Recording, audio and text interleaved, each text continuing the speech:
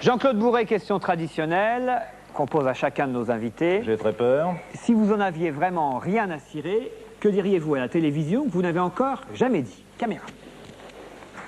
Ah. Je dirais que nous sommes certainement dans une fausse démocratie et que ce sont les grands groupes financiers internationaux qui nous manipulent et que Rien à cirer fait partie de cette manipulation en nous faisant rire alors qu'ils devraient au contraire dénoncer les scandales. Révoltez-vous, mesdames et messieurs.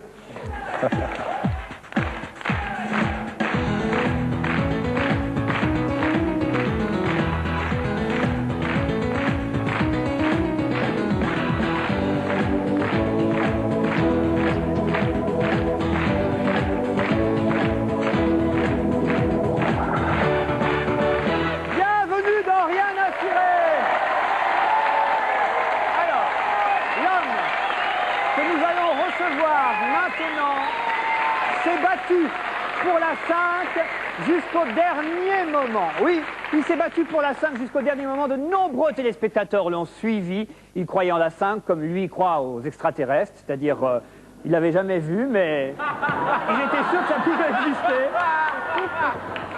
Voici Jean-Claude Bourret.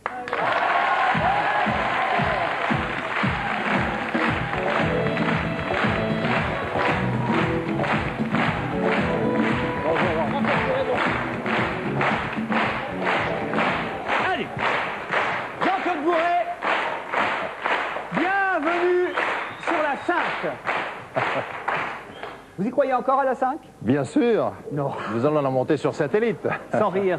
Sans rire, oui. On a constitué une société anonyme au capital de 2 millions de francs. Et nous sommes en train de chercher des partenaires financiers. Donc je lance un appel à Jean-Pierre Elkabbach. Je lance un appel, moi, pour les partenaires financiers.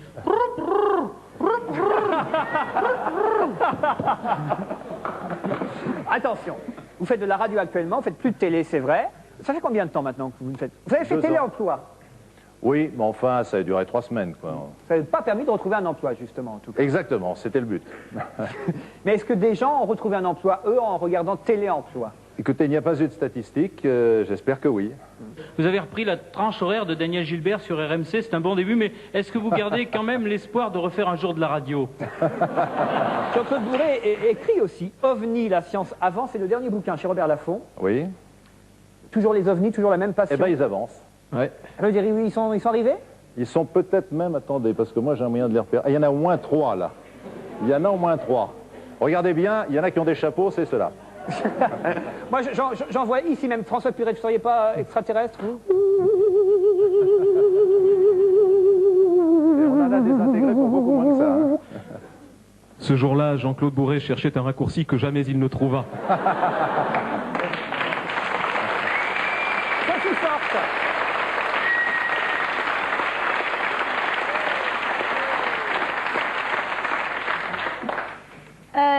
Tu t'es vu quand t'es bourré? Vous avez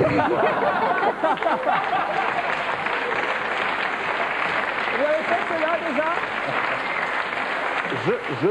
Je dois à la vérité de dire que celle-là, on ne me l'avait jamais faite. On s'en est douté. Après la maternelle, je veux dire.